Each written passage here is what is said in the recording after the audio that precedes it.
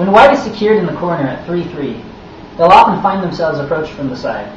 For example, if black places a large knight's move along the fourth line, called ogeima in Japanese, then white can make a 2-point closure away from black along the third line. There are lots of possible positions black might use to approach, and many postures that white may choose in response. If white does make a 2-point jump in this Joseki, then the bottom is easily defended. The reason that white chooses to extend to the third line is because the second line is easily pinned to the edge, and the fourth line here can be quickly undercut. If white doesn't respond to this approach immediately, then black can close in with a knight's move. If worse comes to worse, she can still slide out along the second line, but it's a pretty cramped position. For mutual protection of territory, white can contact black's stone, called suke in Japanese, to protect that side. Black can do the same to elbow white away from the left side. This keeps white from possibly playing a large knight's move and invading the space that black's protecting via the second line. White can finish a wall that protects her side. However, starting over, if black makes a knight's approach that comes into contact with white's 3-3, then white can bend around black's stone on the fourth line, called hame in Japanese. This leads to wrestling in the corner to exchange influence on the outside for an I shape along the edge.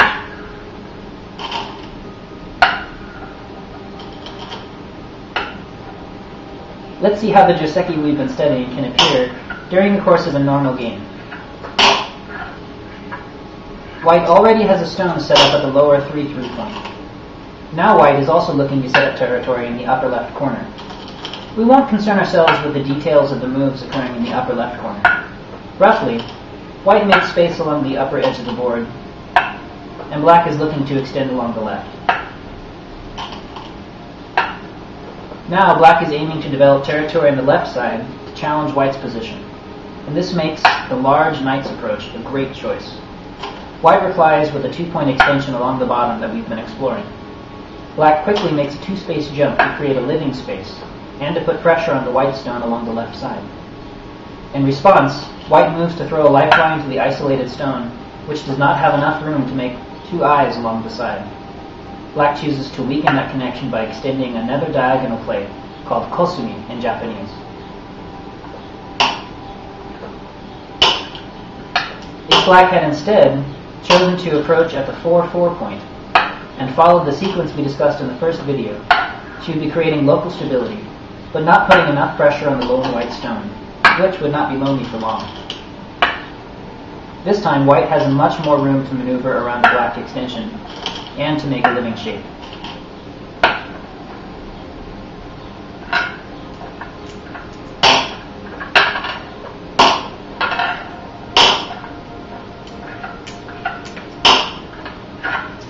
When white has already made an extension along one side of the board, she can powerfully expand that shape by leaping into position with that large knight's jump to the fourth line. With white's supporting stones in place, the third line would be a bit too conservative to play out well. Look at how different things become when black takes such a strong position. The 1-point jump toward the center would be a strong position for either player to take. However, if the supporting stone were a bit more out of reach, a normal knight's move would be a bit more reasonable. Otherwise, black would have enough room to invade the lower side.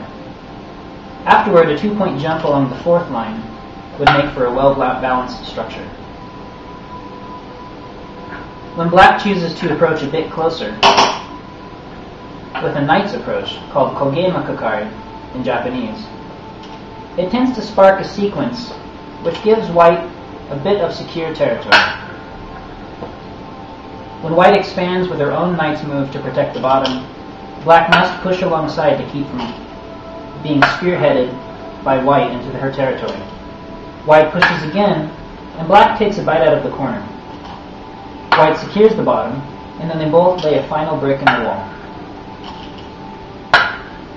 Compared with an approach at 4-4, the large knight's approach upon the 3-3 point allows for much more flexibility and freedom of play for white's stones.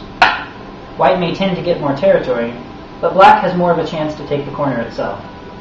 When looking to undermine white's territory more directly, it might be better to lean on her shoulder at 4-4, as previously discussed. These are several possible ways for the game to progress around the 3-3 stone. Please view our other videos for more examples. Post questions, suggestions, and helpful video responses to stimulate discussion and learning. Thanks!